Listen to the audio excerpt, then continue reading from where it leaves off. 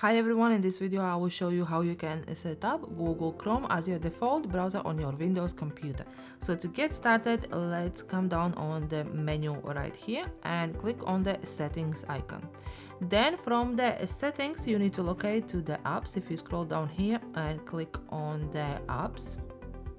Okay, and then from here you will see the apps list, and on the sidebar you can see the default apps. If you click on the default apps, you will then see the apps are used in default applications for each of these selections. Okay, so if we are looking for the browser, you scroll down on web browser and you see right now Microsoft Edge is set as a default browser. So if you click on it, it will give you option and you will see all the web browsers you are using, and you can select the one you would like to set as a default. So if you click on Google Chrome, from here Google Chrome now is set as a default browser. You don't need to do anything else. You can now simply come and close this tab, and that's it. I hope you found this helpful. If so, do subscribe, click the like button, and I will see you in the next one.